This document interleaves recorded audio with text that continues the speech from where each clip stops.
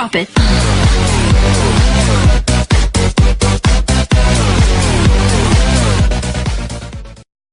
السلام عليكم، شلونكم شباب؟ شخباركم؟ وياكم ايوب. رجعنا لكم اليوم فيديو جديد، واليوم الباب الاوتوماتيكي اللي بدون زر يشتغل. فزي ما تشوفون هذاك هو بيتي، فهذا الباب اوتوماتيكي كاملا بدون زر بدون اي شيء يشتغل. اخدعكم شوي، يشتغل بالشخصية، يمكنكم تخدعوا اصدقائكم يعني. يشتغل بالشخصية يعني زي كذا ليزر وحركات. فانا معايا هالسكن اولا، فتشوفون لو راح ادخل بهالسكن يعني اخدعكم، بس هو ما يشتغل بالسكن، لا كذب. فتشوفون راح ادخل، راح ينفتح الباب، تقدرون تخدعون اصحابكم يعني عادي، اصدقائكم. فراح اروح واذهب عادي. فهنا ما في ولا شيء اللي يقول هنا، بس في حق النذر، مو حق النذر، سبونر حق السبايدر، فما في ولا شيء. فبعد راح انام عادي هنا في البيت. ابي اطلع راح اجي كمان بالشخصيه يعني اشتغل، فاجلس هنا كمان. ما راح ينفع، ما في ولا زر، ما في ولا شيء هنا يعني. فراح ابعد عادي، راح ينفتح الباب لحاله. فانا راح اغير الشخصيه الان، تشوفون الباب ما راح ينفتح، اغيرها وارجع لكم. اوكي يا عيال، طبعا زي ما تشوفون خليت الشخصيه ستيف. فانا الان لو اروح للباب راح تشوفون انه ما راح ينفتح، لو شو ما صار يصير ما راح ينفتح ابدا ابدا ابدا. فاقعد هنا 1000 سنة ما راح ينفتح. الطريقة صراحة جدا سهلة وما تتطلب منك ولا شيء، بس لازمك خدعة بصر او خدعة. خليني اوريكم من الشخصية ستيف عن جد. زي ما تشوفون لا انفتح، لا والله انفتح. معليش معليش. فمستحيل انه ينفتح يعني، لازم تطير عشان ينفتح. فهي حظك مو حظك، بس ينفتح بس يتأخر، ما راح ينفتح، هو بالاصل ما راح ينفتح ابدا، بالغلط يعني هو فتح. فانا راح اغير شخصيتي الحقيقية اللي هي شخصية القناة الرسمية وارجع لكم. اوكي يا عيال، رجعت للشخصية الرقمية حق القناة. فاذا بدكم الان راح نشوف اذا الباب ينفتح ولا لا. فاكيد راح ينفتح زي ما تشوفون عادي. ها اقعد هنا امام الباب، ادخل بس ادخل هاي، انتظر شوي وينفتح الباب عادي. الطريقة جد سهلة. لو تفرقون ما بين الشخصية اللي فاتت والشخصية هاي، الشخصية هاي كنت تحاول معايا جزرة، الشخصية اللي فاتت كنت تحاول معايا ريدستون. لو احمر ريدستون ما راح ينفتح الباب حتى بشخصيتي، شوفوا. ولكن لو اغيرها الى جزر راح ينفتح الباب عادي. مين اللي ياكل جزر؟ اكيد هو الخنزير. زي ما تشوفون هنا الخدعة البصرية، انك اول ما تجيب الخنزير من هالجهة فراح ينفتح، يدوس على الدقمة هاي، والدقمة راح توصل ريدستون لحتى الباب، وراح ينفتح الباب. اذا غيرت اتجاهه زي ما تشوفون راح ينسكر الباب. اذا جيت من هالجهة راح يطلع الخنزير وينفتح الباب. فهذه هي الطريقة اذا عايزين تعرفون، لكن هي الرسمية البلوكات حق الخنزير تكون صحيحة. شوفوا خلينا نجربها مع بعض. 1 2 3 4 5 6 7 8 يعني 9 10 بلوكات هي بحر لازم تكون. عشان تصنع هذا الشيء لازم تكون حاسب بلوكات يعني. فشوفون مثلا لو حطيت 11 بلوك ما راح تصنع، لانه حاسة الخنزير او بصر الخنزير ما ادري كيف يمسك.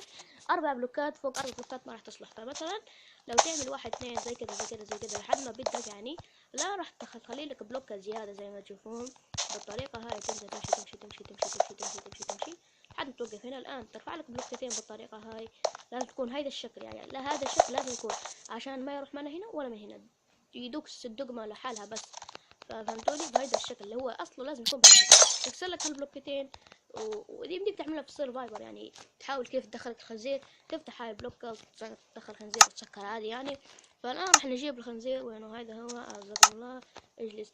فيكم تستعملوا شوفوا شو اسمه الخروف، ما يزبط كتير لأنه الخروف صعب شوي عشان يتبعك. اوكي، فهي الافضل. وش ده؟ ده وحش والله، غبي، ده وحش انا خنزير.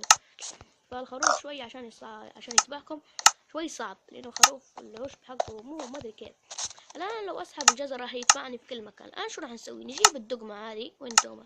وين الدقمة؟ هاي هي. ونجيب كمان ريدستون، الريدستون هنا. ونجيب الباب الحديد، لازم يكون باب حديد زي كذا. ونجيب اي بلوك عشان نصنع بيها الحائط. انا بالحائط يكون احمر. فخلينا شو نسوي الان؟ نعد هنا بالنص يعني لازم تكون، ونكسر البلوكة اللي تحت. ما نكسرها بالاحرى، هي نحط ريدستون. انقلع يا وسخ والله، هرب. معليش، نحط الدقمة على طول بالطريقة هاي. اوش، ايوه نحط الدقمة بعدين نحط الريدستون. نجيب ريدستون بالطريقة هاي. لا لا، هنا في غلط يا شباب. لو تلاحظون انه الريدستون لازم يكون تحت الارض، مو لازم هنا. قبل تعدلها لازم تعدلها 4 بلوكات. مع حاسة الشم حقته تصبح 5، وهاي البلوكة راح تخليها 4. فهمتوني يعني؟ فهمتوني بس انتوا فهمتوني شوي. فهي لا، المهم هنا تعدلها 5 بلوكات بالاحرى، هي لازم تكون 5 بلوكات. خلينا نعد. واحد من هنا تحسب 1 2 3 4 5 بالطريقة هاي صحيح يعني تخليها 5 بلوكات. هنا الريدستون زي ما تكون حطيت هناك زي الحائط هنا يعني راح يكون الحائط، وهنا راح يكون كمان تقدروا تعدلوها على نفسكم. فالآن وش راح تجيب يا الحبيب القال، وش راح تجيب هذا الشيء نحطه زي كذا، وبعدين دخلنا لنا كمان خنزير آخر. أيوة ادخل يا حبيب القلب، يا سلام ادخل بس. طب ضيفوا شوي هنا، أيوة حلو. تعال سكر عليك، خلنا سكر. لا تقولي سكرت عليك في الوسط، لا تقولي بس اللي سكرت عليك في الوسط. ايوه ما سكرت عليك. تمام الآن لو تشوفون أجيب الجزرة، وين الجزرة؟ جزرة ايوه زي ما تشوفون راح يشتغل الريدستون. تعالوا هنا افتح الباب، وتعالوا هنا اغلق الباب. فطريقة وايد حلوة وحلوة يعني. فهنا وش راح تسوي؟ راح تسكر لك زي كذا، تسكر بالطريقة. هو ليه فتح ليك باب لانه يتحرك، بس يبقى احرى كتير لك ما راح يتحرك. ما لما تحط الباب وخلاص ما راح يتحرك، هنيك يتحرك لي بس. زي ما تشوفون هنا حطيت الباب، وهنا راح اكمل كمان الغرفة يعني كملها خالي خلاص. وهنا شو تسوي؟ تعمل لك زي كذا عشان يبقى الديكور لحاله. زي ما تشوف فتح الباب الغبي. ففي ستيف هو، فانا قلت لكم تقدروا تاخذوا اصحابكم بالشخصيه. وهنا كمان تحط لك زي كذا الباب. وهنا وش في هنا كمان؟ يلا ارتفع البلوكات نفسها بالطريقه هاي. هنا تسكر لك هاي البلوكة يعني كأنه ما في ولا شيء صاير. يعني تجيب الجزر عادي.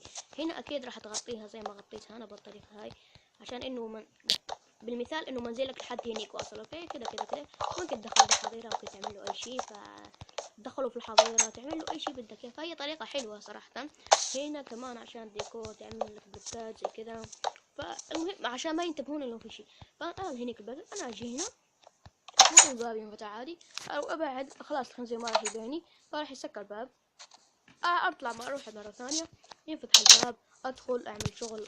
تشوفون عم يتبعني مدري ليش، لا تتبعني.